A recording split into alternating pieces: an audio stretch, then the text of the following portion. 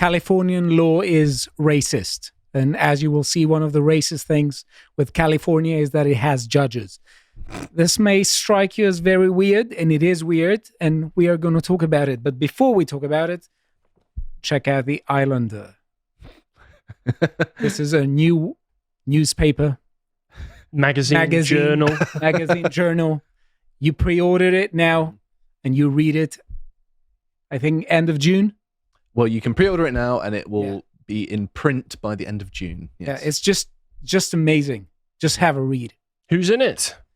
A lot of people. Do you want to tell me who is in it? No, you.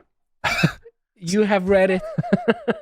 Carl Benjamin, academic agent, Morgoth's Review, Bo Dade of the Lotus Eaters, Rorig Nationalist, and many more. Right. Now, one thing to say that we need to remember something really bad that happened 7 years ago. On the 22nd of May 2017, we had the bombings at the Manchester Arena, and I think that it's a good thing to remember them. We have here 7 years ago today when 22 people were killed in Manchester in a terrorist suicide bomb attack at the Manchester Arena. So we had to say this. Right. Okay, so...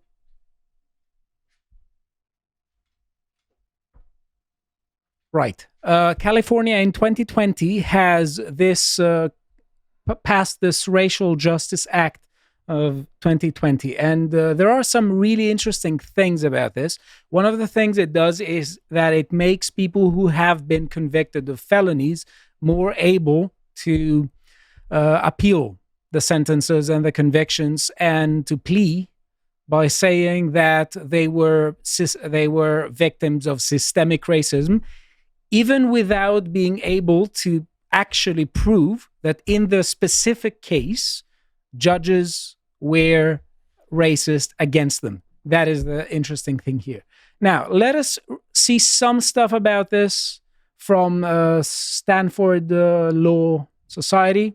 It says, a Contra Costa County Superior Court judge recently dismissed all gun enhancements in a murder case against 4 young black men under provisions of California's recently enacted Racial Justice Act. The court ruled that data showing racial bias in prosecutorial charging decision and the racist text messages police officers sent about the defendants violated the Californian law, a first of its kind in the state. Now, does this make sense? To me, it makes zero sense. I understand what ideological place it's come from, so it makes some sense, but I don't agree with it, no. Well, if you see, what they're doing is that they're saying that just because the police officers sent some racist messages between themselves and they violated the Californian law, and this must somehow translate in the case of the crime of the person of a particular crime. I don't see how that is. Well, so you have a criminal, you have the victim, you have some police officers who catch the criminal and bring them in front of the court.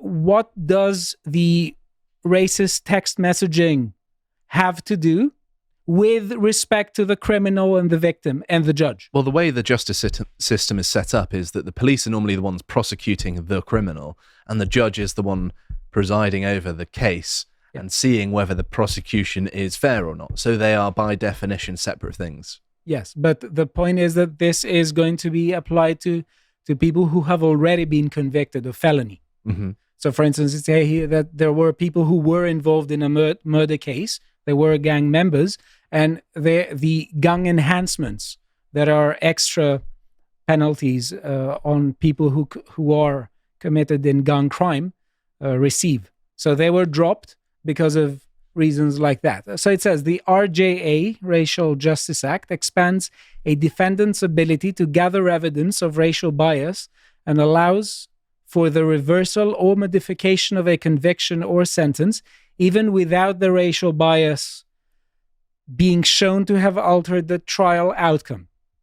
So what they're saying is essentially that there are patterns of sentencing when it comes to courts, and you can cite evidence of what kinds of sentences have been given to criminals by other judges in other cases, you can appeal to them in order to yield a verdict about a particular case, irrespective of what the judge said. That's what they're trying to do.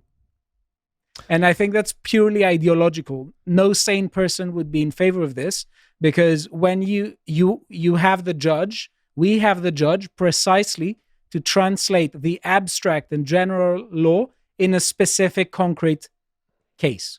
When people are saying that the judge shouldn't judge in terms of the concrete case, but we should constantly focus on abstract general stuff, there's no need for there to be a judge, is there? Well, it says a lot about California that they spend so much time, their legislators, that is, concerned about the rights of the criminals rather than the victims themselves, right? That they're more concerned about helping these poor, deprived criminals and murderers, and mysteriously, oh, crime's going up. Oh, crime is terrible in California. Well, who'd have thought, eh? You have anticipated some of the data that I will share with you in a bit. So it says here, what is the RJA of 2020? Challenging criminal convictions or sentences as racially discriminatory is difficult due to an impossible standard, according to the author, set in 1987 by the U.S. Supreme Court in McCleskey versus Kemp. That decision established that a defendant must prove that the decision makers in his case acted with discriminatory purpose and cannot rely solely on statistical studies showing discrimination broadly. The defendant must offer evidence specific to his own case that would support an inference that racial considerations played a part in his sentence. Defendants are rarely successful in meeting that standard. So just because they said that just because people couldn't use that to reduce their sentences, they said that right now we need to lower this, we need to relax this clause, and we need to make it even more easy for someone to just abstract from the concrete case and just look at abstractions like criminal, black criminal, white criminal, victims, all these abstractions. So what is this is in the name of, let's say, addressing historical injustices, however it's being clothed, what is this doing is actually ideologizing justice and depriving the judges of their actual role, which is to translate the abstract into the concrete. What this does is to completely neglect the concrete cases and the concrete circumstances of the specific case. Right.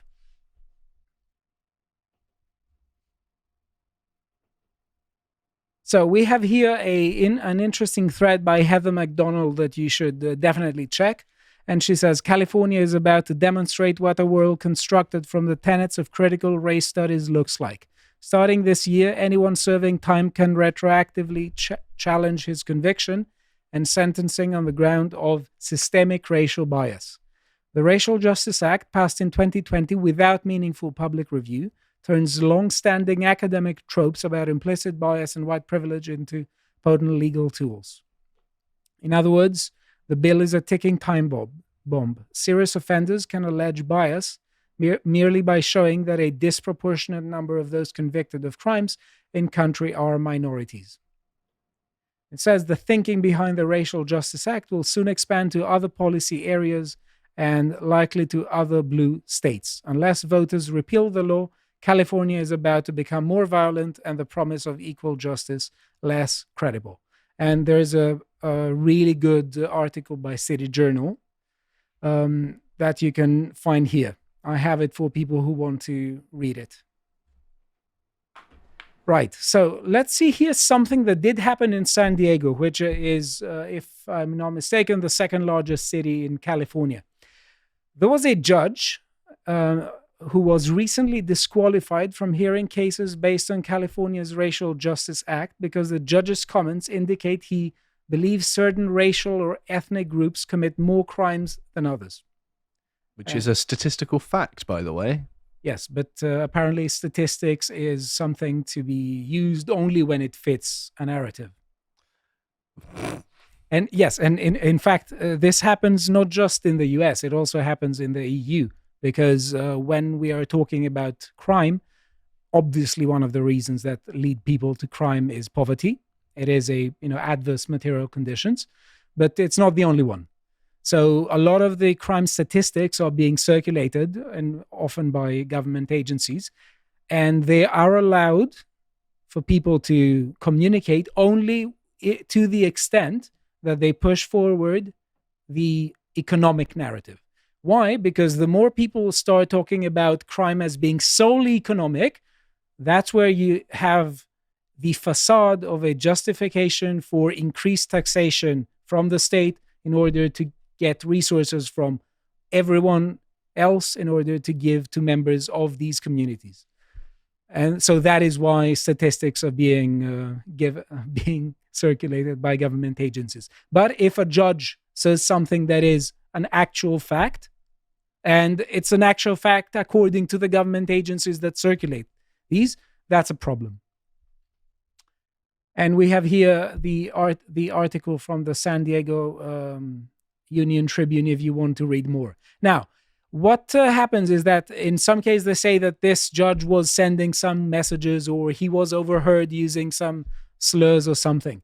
Obviously, I don't support this. But again, I want to say that irrespective of what happened in his case, I want us to, because, and I don't know the specifics of this case, there is something else that is a bit more sinister here. Because if we just think of hate speech laws and how there is a progression with respect to characterizing more and more and more claims as hate speech. Now, if the same thing happens with judges, then we are going to have a just judicial system or a judicial branch of power that is not going to be independent, that is not going to be neutral. You may tell me that 0% that 100% neutrality is not something that is accurate.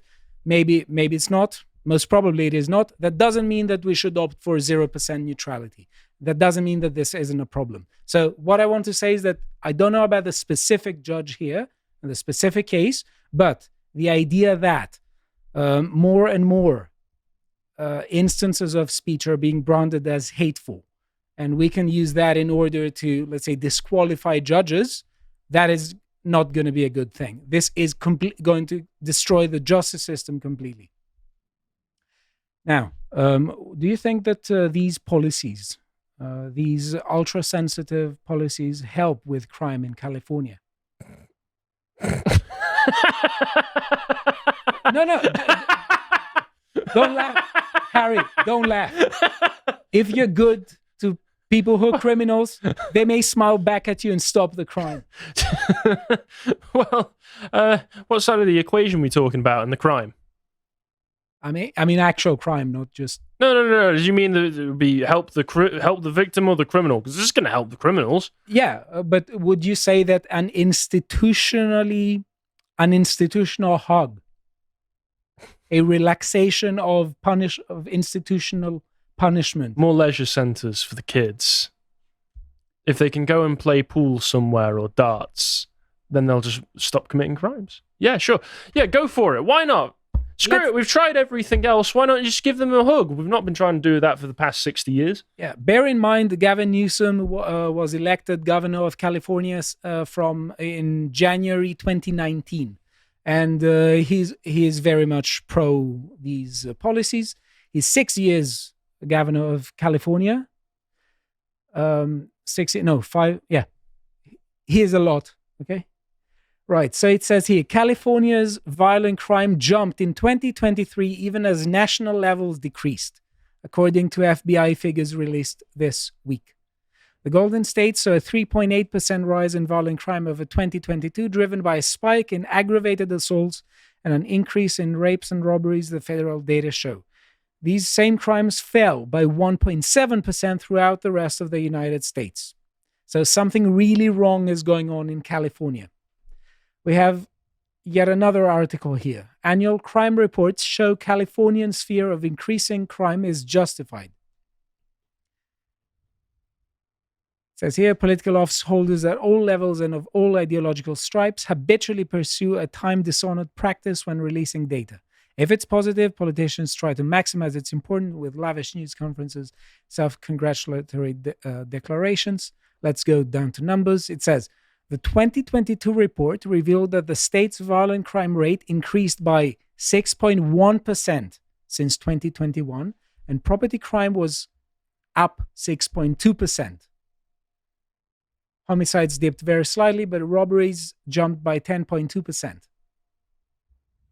So this doesn't seem to pay off. I don't know why people would carry on supporting this. Here, charts show how California crime trends compare to the rest of the U.S. It says here, Californian violent crime rate increased for the second year in a row in 2022, while violence in the United States overall declined. But the state's property crime increased only modestly and in line with the rest of the country. Again, we have numbers showing that California isn't doing well. And let us also bear in mind that stealing under $950 isn't considered a crime but a misdemeanor. And also there are also issues with borders and issues with a lot of people who are fentanyl users just flooding the streets. We have also San Francisco in decline, and the historical center of the town being just covered in human feces. Yeah. Right. So I want to end by focusing on the corrosive elements of this ideology that constantly talks about victimization and constantly has to split the whole population in oppressors and oppressed. And this is definitely not the way to unite a people. This cannot be a rhetoric employed by people who call themselves patriots. So when you want to unite a country, you stop watching at the differences and you focus on the people of that country. So we have here Joe Biden again giving us a graduation ceremony speech to African American graduates, and again he's talking to them about victimization. So this is really weird. Imagine you have students who are graduating, they're happy with the opportunities that are being opened to them, and you have someone telling you this. You missed your high school graduation. You started college just as George Floyd was murdered. And there was a reckoning on race. It's natural to wonder if democracy you hear about actually works for you. What is democracy? If black men are being killed in the street, what is democracy? The trail of broken promises still leave black communities behind. What is democracy? You have to be 10 times better than anyone else to get a fair shot. And most of all, what does it mean, as we've heard before, to be a black man who loves his country, even if it doesn't love him back in equal measure? It's Grandpa's interesting having there. an episode again. Yeah, it's interesting there that democracy is a black man getting killed on the street, and the Democrats repeatedly say they're the party of democracy. I mean, they've unintentionally revealed their true influence on America there, haven't they? What's that flag behind him as well? Do you know? No idea. Just some random flag behind the President of the United States. Not an American flag, no. I think things have stopped working again. It's okay, we'll find it. Your mouse has stopped working. Could we have the next slide, please? It's okay. We'll talk. So, what is interesting about this case was that a lot of the students there, a lot of the graduates, they turned their backs on Joe Biden, and some people have rushed to say that they disagree with the narrative and what he was saying. Could be the case. Another reason could be that they disagree with his stance on the Israel-Palestine conflict. So we just don't know. But his speech wasn't particularly well received. And I want to end with this, that when you're literally looking at wokeness and what it does. It completely destroys a country. It will destroy the West unless a lot of these woke policies are being repealed. And the reason I'm saying this is that what we have presented here to you today is the triumph of ideology over common sense. And ideology thrives in generalizations. It thrives in not focusing on empirical data. It thrives when we are fostering the mentality that when ideas clash with facts, so worse for the facts. And when we are translating this into the justice system, into the court system, and we are saying that no matter what a particular judge has said about the sentence of a particular criminal in a particular case, people should look the general stuff. That's, again, ideology trying to encroach upon common sense.